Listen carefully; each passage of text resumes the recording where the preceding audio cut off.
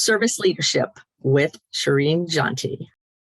Hi, everybody. It's Diane, and I have Shireen with me today, and you are going to love her. I met her some time ago in an online group, I guess you could say. And the minute when I saw her face, I'm like, I have to know her because of her smile and her presence. So after getting to know her over a few months, I asked her to be on the show. Shireen is an amazing service leader in a lot of parts of her life. She believes in serving people, and she stands up for those people who maybe don't have a strong enough voice to stand up for themselves. So we're going to talk to Shireen today about how she got in this position, what drives her to be a person of service, and where she sees the world going, and whatever else we come up with. So Shireen, thank you for taking time out of your day to hang out with us here at Someone Gets Me. Good morning and hello, everyone. And Diane, thanks for having me here. How fun.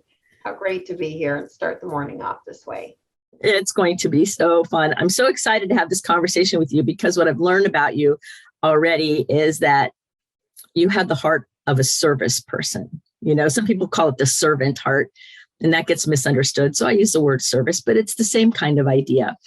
And so I'd like you to share with everybody a little bit of your backstory. Like, how did you come to the consciousness and the understanding of serving other people, which you've been doing for decades? This is not new for you.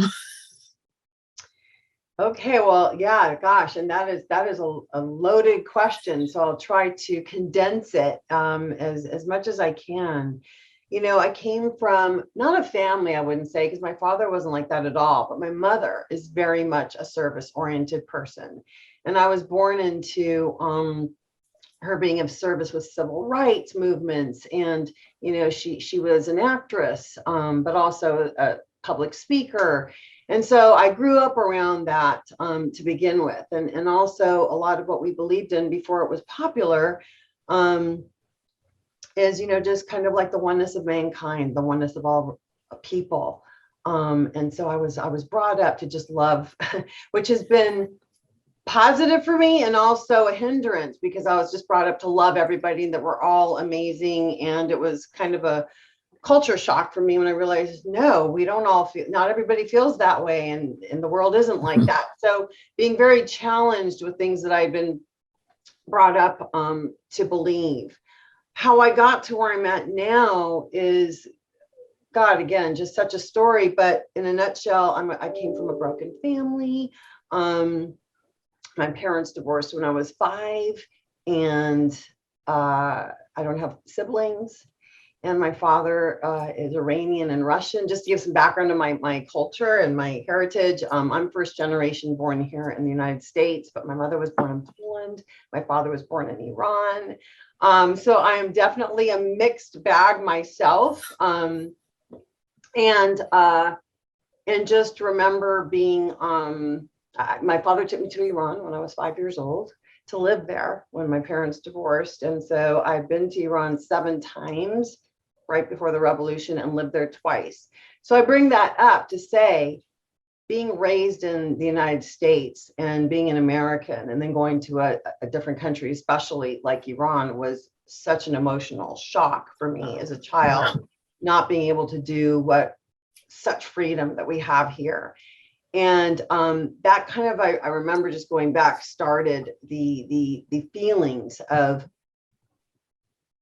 where do I fit in? You know, who am I? Living in like kind of my father's light, which was very different than who my mom was.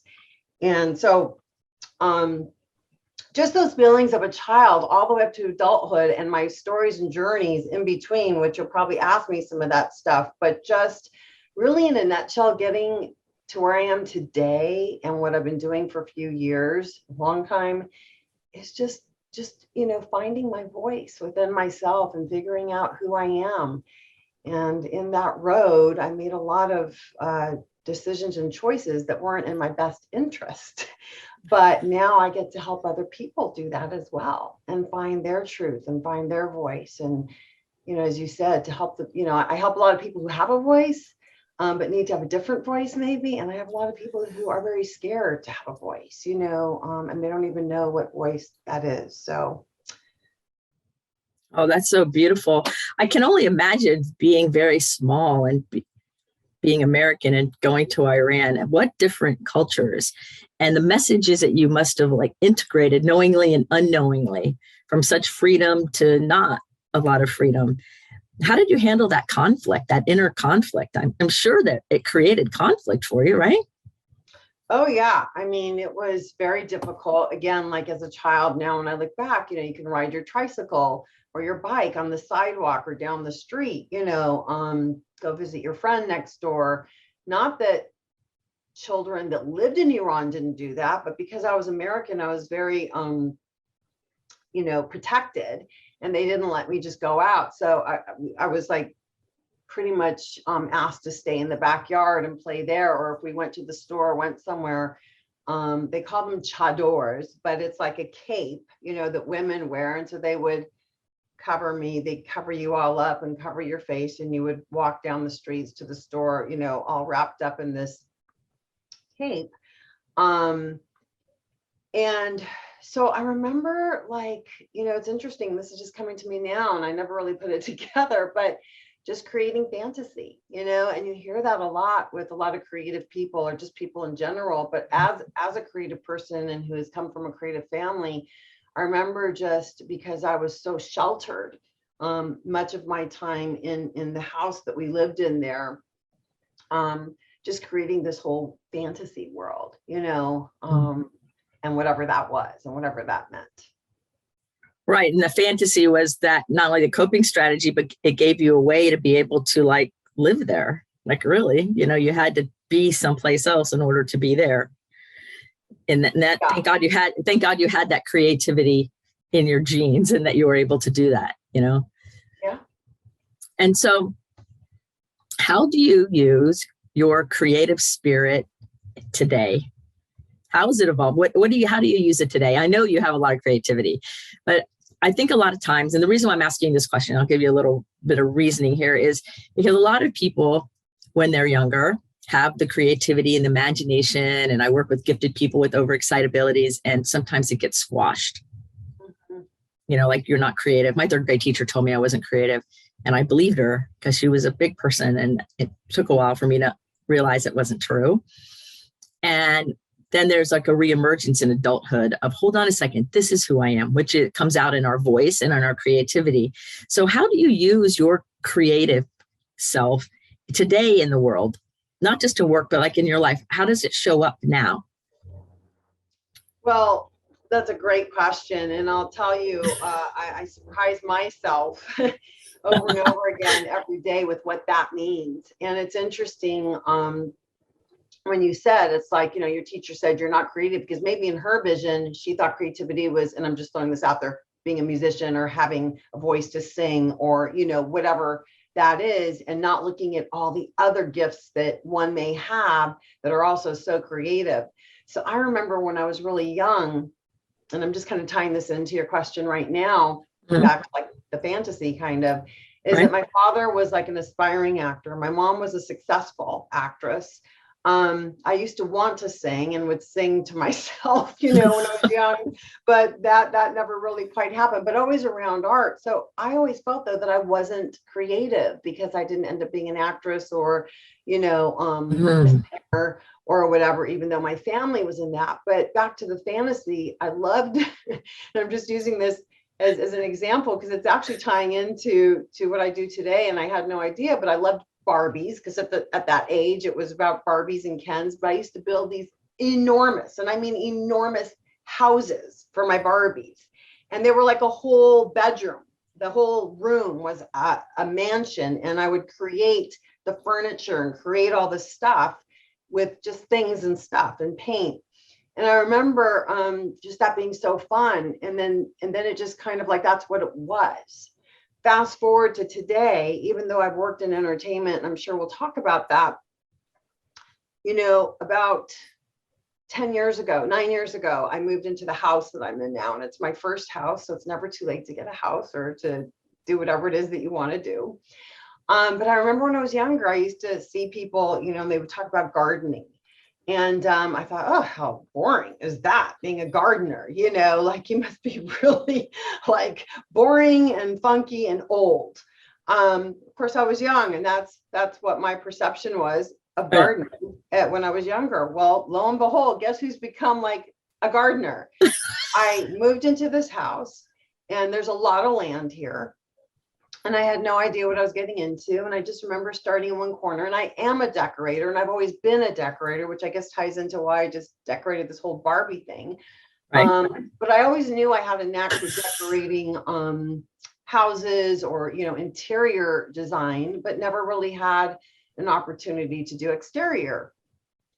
Well, those that know me, and one day, if you're here in LA, you're going to have to come over, and I will cook for you, and we will have just a lovely time out in my backyard. But I have created this, literally, if I dare say so myself, a paradise. Really, like just a magical paradise, which I had no idea that I had that in me. I just remember like starting in one corner, and then just the creativity came, and just and what I love the most is not buying something that somebody else has made, but like seeing something and then you create it yourself, out of your own psyche. And then you're like, oh my God, did I do that? So I don't know if that's making sense, but so when you say, how do I use my creativity today, and how, it's my therapy. So when I say that, to be so excited to have my hands, I mean, like, I am definitely a woman's woman, a girly girl, whatever you want to call it. I can put on the nail polish and the makeup and the shoes, but I have no problem getting in the dirt, down and dirty, and to be in the dirt and digging holes. I mean, I have cactuses 8 feet tall, 10 feet tall out in my yard now, but at the time they were still big. And I mean, me and one friend for 3 years, and it's ever ongoing, by the way, but it was 3 solid years of digging and cutting, and literally the both of us dug the holes, put the plants in the ground, everything. And I had no idea that it saved me through some very difficult, dark times in my life, and I was just out there being able to be in nature and just create. And so anyway, I hope that kind of answers your question a little, but I go out there, and every morning now, if I have time, and if I don't have, a meeting to start, I'll go out with my coffee, and I just sit and I say my meditation, and I look at the creation. And it fills my soul, and it fills my spirit, and I get to share it, with people, but more importantly, myself, and so that's just one way of, so many people sometimes go to classes or they do this, and I've done all that too, but I've also learned that I can create all my own space that can help heal whatever I'm going through if I tap into it. And it's knowing how to tap in and be still enough to bring it all in. That is so beautiful, because I have goosebumps actually listening to, and I always teach all my people to go dig in Mother Earth, because that's the great healer, and she absorbs the negative and it feeds us and just grounds us in ways that not digging in Mother Earth can't do. And so I'm listening to you and digging the holes and putting the plants in, and that's one of the things I love to do. I love it. I love that. And the other thing that came to my mind about what you were sharing was creating your own paradise, and once you said yes to the beginning little spot where it started, you didn't know where it was going, but you allowed the rhythm of your own creativity and life and everything to just keep bringing the next iteration, the next piece, the next inspiration, and letting it happen. And then when you sit back today, you can say, wow, this is an ongoing kind of moving landscape of happiness and joy that fill your soul, both in the creation of it and in the appreciation of it. Yes. That's so beautiful. So how did your intuition play any role in any of that creation? Well, I have got to believe that it did, but let me say, not knowingly. Sometimes we have intuition without even knowing it. And I think it's also like learning how to navigate and trust, right? And like when we talk about intuition, which is now not even tying necessarily into like the creative aspect that we're talking about right now, but just trusting that intuitively we all have certain things within us that we're not aware of how powerful it is, or just listening to voices within us, and we either hush them or we just don't pay attention to them, or we start learning how to pay attention to that. So that's more on a personal, emotional level. But as far as just the intuition of, the plants and it just being out there for me, and even in my house, my intuition is like, for some people, like let me tell you, my living room, I had to paint three times, and the color was ever so close. And let me just say that the person at the time that was painting for me did not get even frustrated, like, why are you changing this? Like, there's no difference. He could not see what I could see. But in my psyche and my intuition, I knew the color was different, and it was enough. And I think that's when you are an intuitive or you are creative, that's where some of us have that gift that we can see beyond what others can't. Right. And then we can either help teach them, and some people will get it and some people will never get it. That sometimes it's just the slightest difference of a sound, a tune, a note, a color, a visual aspect that makes all the difference in how things appear. Yep, totally different. Yeah. Gifted people have a nuance and precision that a lot of times they don't even realize it. It's being gifted, which is different than having gifts.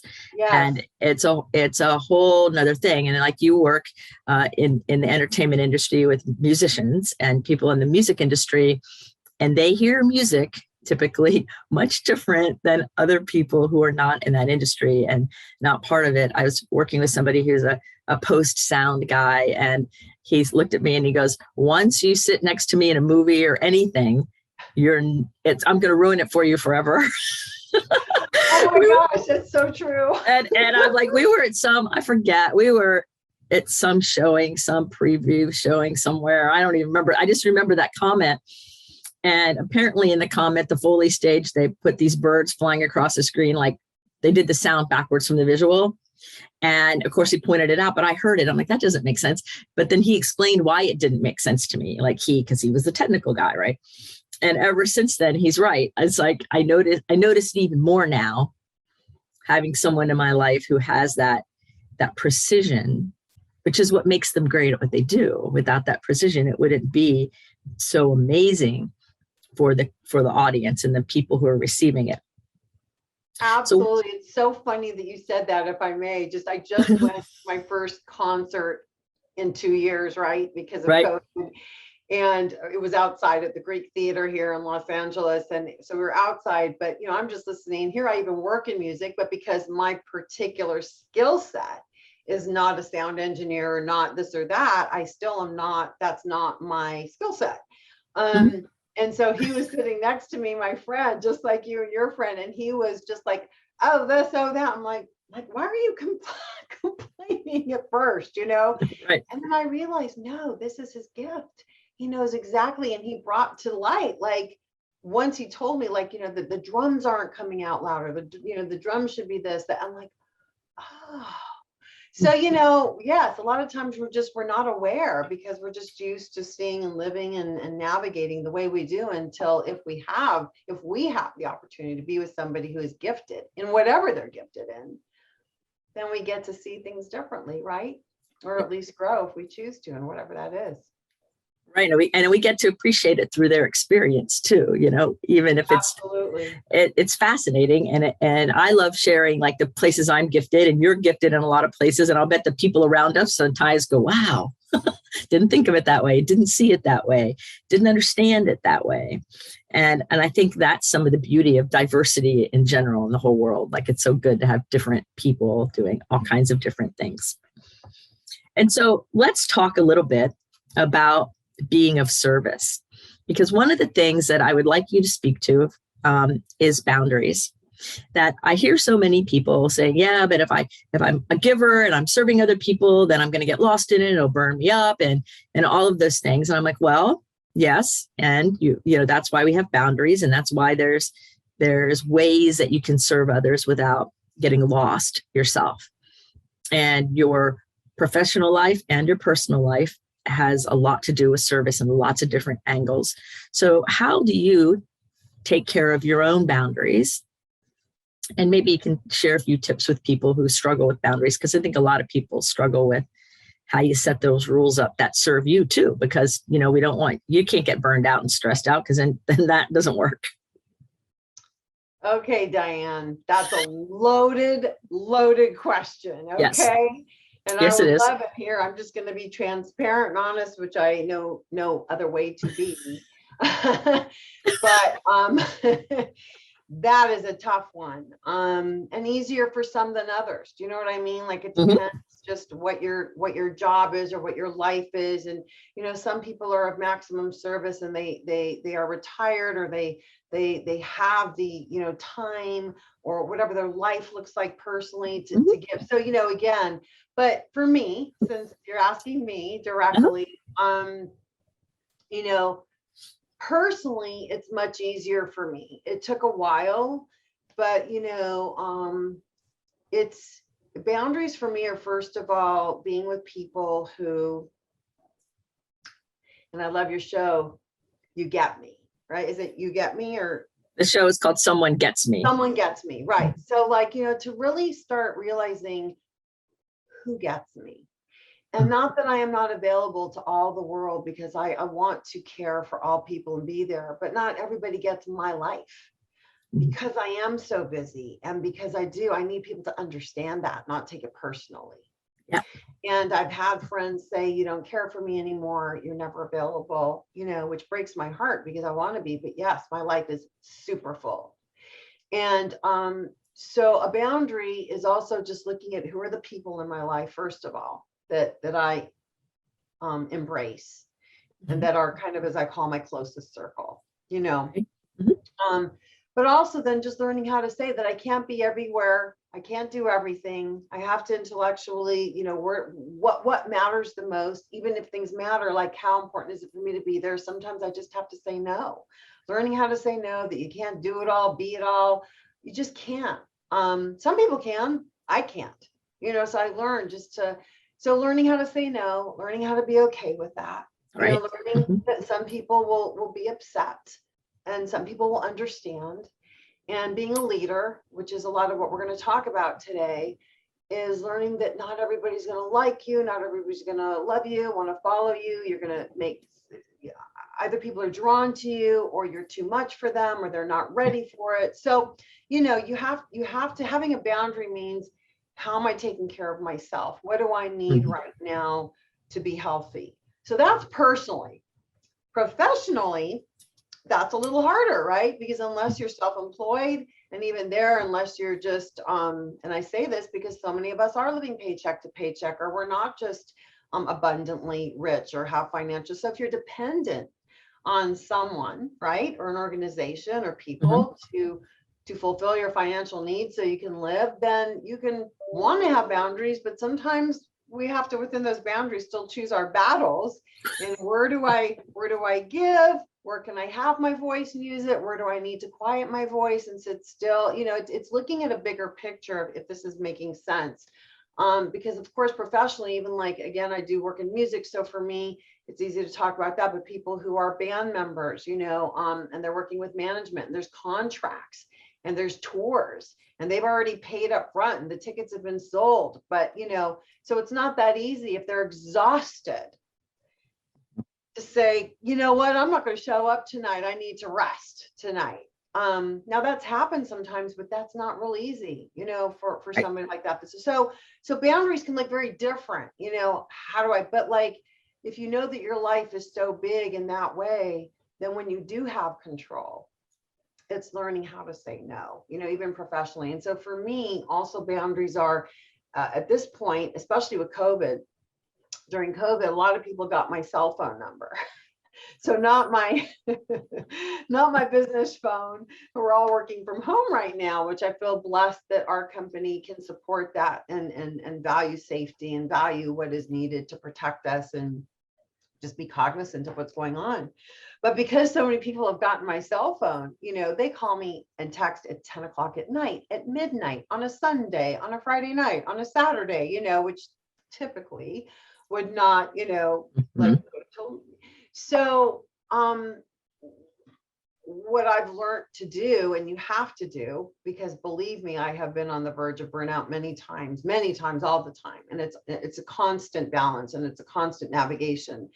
But when somebody first calls me, especially if it's like a crisis situation, I will always ask, is this person ready right now, today, to go into treatment if I can help them? If the answer is yes, they are ready right now, then I will go ahead and do it, because of course I would never make anybody wait who is in a crisis situation. However, a lot of times it's just management or a wife or a husband or somebody, the person, they still need to do an intervention. They're not even there. And then I go, you know what? I'd really appreciate it if you could call me Monday morning so we could discuss this Monday morning, if it's a Friday or Saturday, and I'll even share with them, I'm practicing self boundaries and taking care of myself. So if this is not an emergency right now and you're not ready this moment. So it's learning how to say that. It's learning how to do that and help people understand also, because a lot of people don't have boundaries themselves, right? So I can feed into them not having a boundary and then lose my own boundary. Right. Or I can realize what's going on and say, ooh, you know what? Let's pause a minute. Let me just think this through. I think that's really good. You gave tons of good advice in that. And pausing and thinking things through cannot be underrated. It's like, take a second, take a breath. Just because the phone's going off doesn't mean I have to jump right away. And I can ask questions about what that really means at any time. Like I have very clear boundaries and I'm available 24/7. Most of my clients are musicians and they're in different time zones and in different worlds, and they also know my rules and my boundaries and they respect them. Yes. And people who don't respect them over time usually don't work with me over time, because as I set my boundaries, if they want to not adhere to them, they'll go somewhere else, which doesn't usually happen. But I think it's very important. Like Plato said, we teach people how to treat us and we get the behavior we tolerate. Yeah. And with all the changes in COVID, you had to be willing to shift up how you talk about boundaries and how you handle it. Because before it would have just gone to your work phone and you would have gotten it on Monday and it would have been just fine. But now there's a whole different way to navigate it. So I like your point about always paying attention to it, because I think it's a fluid thing. I think, my experience is similar to what you're saying as far as that goes. So I love that. Now I want to talk a little bit about leadership, because leadership is not position. We both of us have discussed this already. And though you are in a leadership position, that's not what makes you a leader. You're a leader because of your consciousness and how you handle yourself and take care of yourself, and helping people have a voice that don't know how to use it in a way that serves them necessarily, either not at all, or they're going in the other direction. So if somebody's listening to you and they're like, well, how do you do leadership as a service person? I thought leadership was banging people over the head and doing all that. What is she talking about? Can you give us a little flavor of Shireen's belief on being a leader? How do you operate as a leader in life? Oh boy. Okay. You're just, and it's so funny that these are such sometimes common questions, but this is a time in my life where I just continue to evolve with that very question. And I will say that it's kind of intertwined, because who I am personally is what I bring and can transfer over to what I do professionally. And it's just been an ongoing story, I guess, and just chapters of my own life, from where I have not felt enough, had such a small voice, if any voice, again, talking about relationships, just where I surrounded myself. I remember being very, very intimidated for years and years with anybody with authority, if they were a doctor, a lawyer, educated, had a degree, or a top executive. I felt so small. I just never felt worthy, or smart enough. And I just remember being very intimidated. Fast forward to today, because again, when you say it's not really about title, of course, I don't want to minimize ever the hard work it takes to move up, because it takes a lot of work, and you have to learn how to have a voice. And for me, and I started at Music Cares, where I'm at now. I've been here 17 years. I started at the bottom as a specialist, and now I'm a senior director. I've had four promotions, and they did not come easy, any of them. It was through tenacity and hard work and hearing no many times over and over again, but me just, again, kind of learning, when do you choose your battle? When do you say what you say? When do you hold still? But being a leader is learning, first of all, how to have that voice, and how to go within. And sometimes the voice is just to you, yourself, and teaching to someone else. Sometimes the voice is just your own voice and what you need to say to yourself and process yourself. So professionally, I'll just say that being a leader has been also to take risks, to be transparent when it feels safe or appropriate. I have, since I've been here professionally, have taken risks in meetings, that may have been unpopular, that may have been scary. But I will tell you that after I did, and I was like, oh my God, should I have said that or not, or whatever? Right. I've had literally 4, 5, 6 people from upper executive management above me to clerks and coordinators below my position either come into my office or call me and say, thank you so much for saying what you said.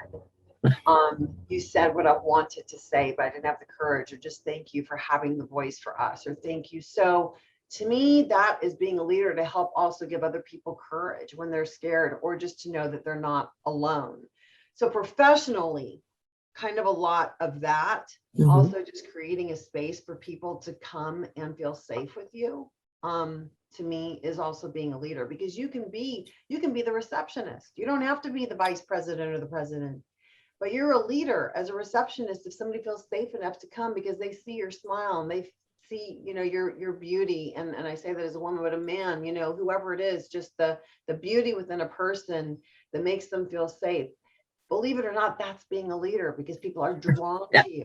And about being a leader is being drawn. So personally, just to close it out, as a woman, I've been in many types of situations, romantic, otherwise, friends, whatever, and some of them extremely painful, And for me, I think there's been no other way for me to seriously grow without pain and challenge, without challenge, without consequence, why change?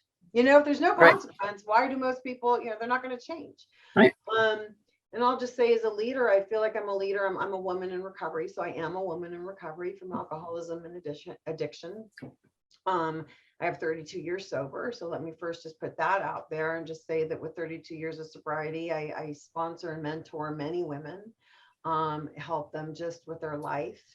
But I take that outside of even the recovery realm, just as a woman in this world, and when I say woman, but I help men too. Men are drawn to my story. And if I can help them, because at the end of the day, we all struggle in some way internally.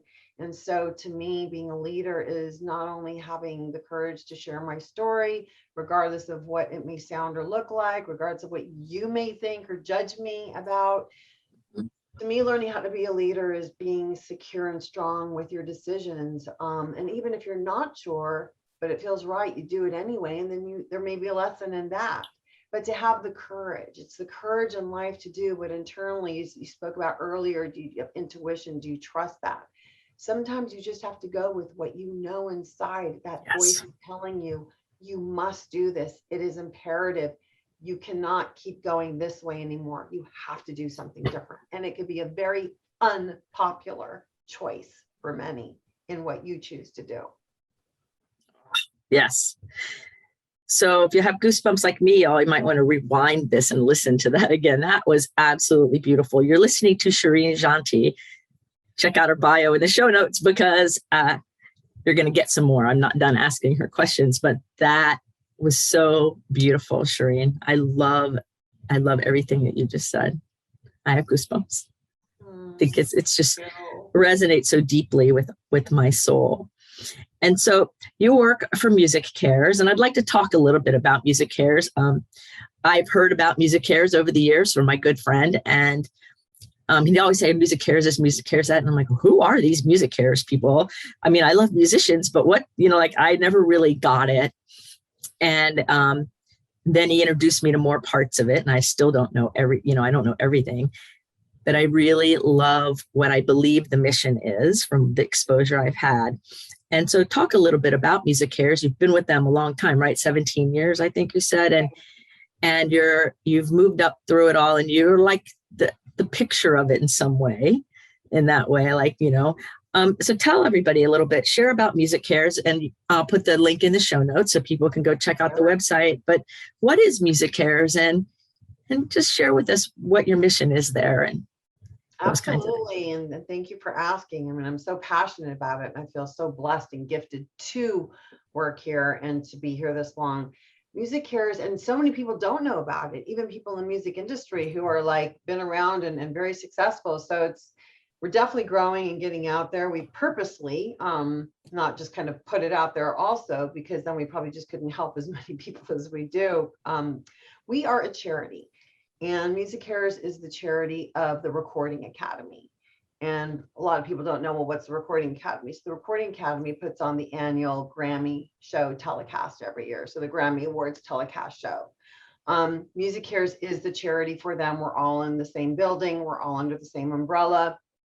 And what Music Cares is it was created in 1989 to give back to the music community. And it's basically taking care of music people in the music industry who have fallen on hard times. It's for the music professionals who, though they make a living at making music, they're not the ones that have an abundance of wealth, to where if they come into a crisis situation, they can't help themselves, because they, like many, are living their craft and enjoying what they do, but they are living basically, paycheck to paycheck or slightly above or below that. So what Music Cares does is we're kind of, right now, it's like the best way to describe us is we're the Red Cross for the music community. We are short-term, immediate financial assistance. We're not ongoing. It's not long-term. It's to get people out of a crisis, basically. Mm-hmm. And what that can look like is we have like 3 tiers, for lack of a better description, 3 teams that handle 3 types of services.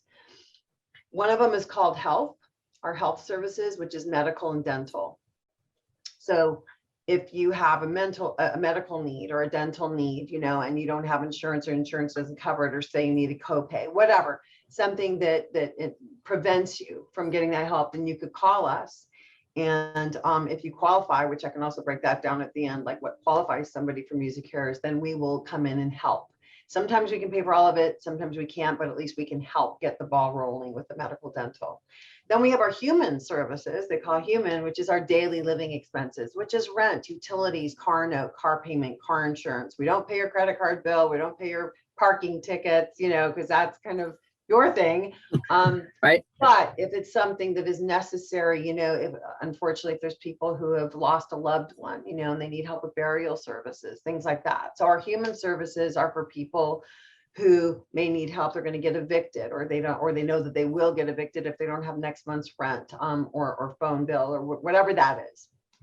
And for years, I've been doing all of it. We just now this year separated the team so we can really fine tune and put focus on each of those services that are offered. And so my specialty is addiction and mental health. And so our 3rd tier and our 3rd service is addiction and mental health and mental wellness. So anybody, again, who is just, you don't have to be somebody who's addicted to alcohol or drugs. You could just be dealing with depression or anxiety, trauma, lots of trauma, obviously, that's gone on. I've never seen more trauma and more depression in all the years I've been here than what we've just gone through. So the rate of mental health, the need for mental health services and awareness and education has never been greater than it is now. So if there is someone in the music industry who is needing either that, a lot of people aren't necessarily alcoholics or addicts either, let me just say, but they started drinking more, or taking some prescription pills more. And it's not even that they have crossed that line into addiction. However, it's gotten out of control where they need help to get back on, in alignment with themselves. And then some people have crossed the line, or some people had always crossed the line, so like if there are people that are just addicted to whatever, then we are there for them. And we literally most often, most of the time, pay for the full detox, rehab, sometimes can help with some sober living. It depends. So I'm a licensed counselor. I'm a licensed addictions counselor. So my job on the front line is to assess the situation as each director is in that tier, that department. We assess the situation, we look, and then we determine what is best for the client that comes to us. On top of that, how you and I met, I wear many, many, many hats in my position. It's like, how many hats do I have and what do I do? But is yes, providing support, and so not just what I just spoke about, but so we have 10 meetings right now nationwide, all across the United States, that are some are specific to just drug and alcohol addiction support meetings. Others are emotional support meetings. Right. We have LGBTQ right now. We have Black Music Collective, community focused. So we're really trying to target underserved populations and the need. But also everything's on Zoom right now, which for us, we see it as a total gift. I wouldn't have met you. You wouldn't have met me, our group. Like, even though there are people that miss the in-person, now we've been able to cross-pollinate because of all these meetings. Instead of only being able to go to one meeting in LA, now you can go to all 10, if that need is appropriate for you. So, we do that. We're out in festivals. I went to my first festival last weekend in Washington after 2 years again, but normally we're in the summer with all the festivals. We are at all the major music festivals or award shows. And we're, because our services are for artists, we're not in the general public. We're backstage in the artist area. And we provide 2 things right now. One is custom earplugs to prevent and protect people's ears. So we partner with audiologists, companies in that region, wherever we're at. They come in literally right there. You are fitted with custom mold to your ear. We send it to the lab. You get it in 4 to 6 weeks, and MusiCares pays for that. So that's a service that we're providing to all the music festival people and artists. But then also we do what's called a safe harbor room. And safe harbor room are recovery support meetings. We don't call it a 12-step meeting because it's not, but it's 12-step based or recovery support meetings for any staff and crew or artists who are working the show or attending the show who need support during that time. Let's face it, at festivals, even people with long sobriety or recovery, or people brand new, there's drugs everywhere, there's alcohol everywhere, there's a lot of pressure. A lot of the crew and not necessarily the band members, but the backstage and all the crew that are doing these festivals are there for a week at a time, every day, setting up and breaking down. They're exhausted. So we're there to just provide support in any way that we can. Oh, that is a beautiful, and I'm glad I asked you that question because I only knew a little sliver. and I knew I didn't know all of it. And I think MusiCares is so great. And you help everybody in the music industry too. And I really love that it's not just the musicians, it's all the people involved in the whole industry.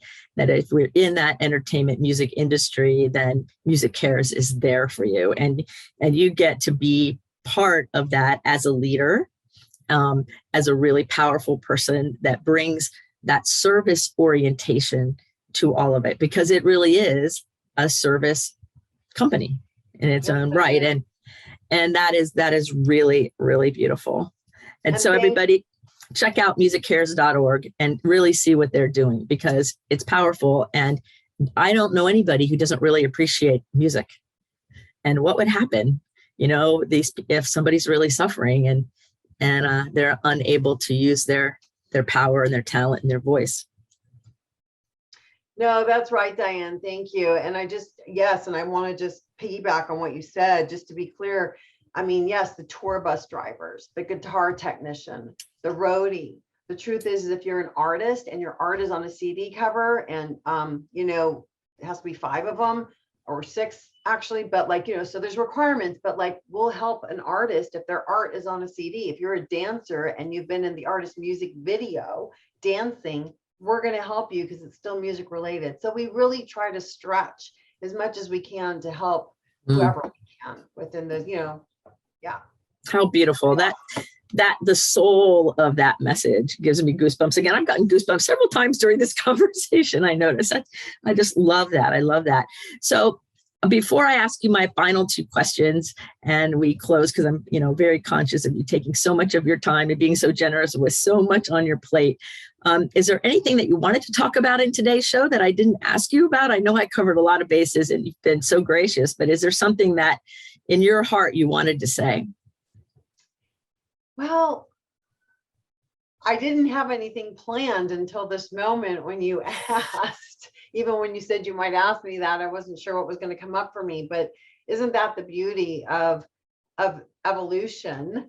And in this video, Yes. in this interview, listening to you, listening to your spirit, I want to first of all thank you for caring about these most important talks and you being who you are. Thank you. Your loving soul in nature, and just what came up for me in this moment, which has just really been where I'm at in my life, and where I feel my strength is right now in helping others is just, who am I and what do I stand for? Right. Who am I and what do I stand for? And sometimes we don't know that question. Sometimes we need to be asked that to really think that through. And how do I find out who I am? How do I find out what I stand for? How do I navigate that? But most importantly, in that statement being said, is that we all are worthy and that we all matter. And no matter where we come from, what we've done, what mistakes we may have made. And when I say this on every level, whether you're a spouse, whether you're a parent. As a parent, there's so many things I wish I would have done differently with my daughter, but we're working on our relationship. I take care of my mom who's 88 years old and she lives with me now.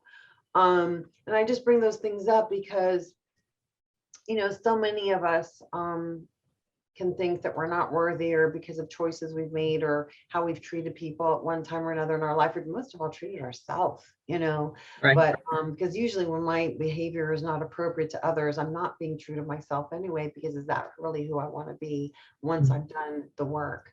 So just, that's one of my favorite questions when you ask that. It's also just so deep and heavy, but like what comes to me again is just that anybody who's watching this, anybody who's seeking and searching, like, what does life mean? What's it all about? What's my purpose? Right. You do have a purpose, and it's kind of finding what is your purpose, and where is your gift? Because we all have a gift. We all have a gift. And one of the most important things I've learned is let me not compare myself to you. Because if I compare myself to you, I will always fall short. Well, or I either fall short or think that I'm better than. So I can think that I'm better than or less than. But to really just look at who I am individually and quit comparing and just like, what is my gift, and start navigating that and honing that. And in that, I think you start finding joy. And in that, you can start finding that you're enough. And Yes. in that, no matter what we choose to do in life, no matter how hard it is, let me just say I'm challenged every day right now with so many things that could just really, if I let it, destroy me, So it's finding that gift within you, that power within you. So when you can help others, but also help yourself in those times to know that you're not always what your head says, and the truth isn't always what, even you hear. And one final kind of thing that comes to me, because it's been one of my favorite phrases, and really listen to this: outward appearances are not inward realities. Mm-hmm. Yes. Outward appearances are not. So many times we see people, or something on the outside and it looks a certain way, whatever that is, that look. And then you get to know a person or know a situation, and it couldn't have been more off than what you visualized. Right. So there's always a story. There's always a story. And just when we think we know something, we don't always. And to always just be open to the universe, and open to stories, and open to the truth, and open to growing, and open to just something that to be teachable and open. Yes. Perfect. Beautiful. So your final question of the interview is this. If we were going to put a billboard up that the whole world would see with Shireen Janti's quote, what is that quote from you that the whole world will see on your billboard? Oh, Diane, gosh, I just need more time for that one. And since I don't have it, that's a good one. So I don't know if this would be the final one if I had more time to figure it out, but let me end with this. Yes. For today, that quote would be, miracles happen to those that believe. Miracles happen to those who believe. Beautiful. That believe. Perfect. Perfect.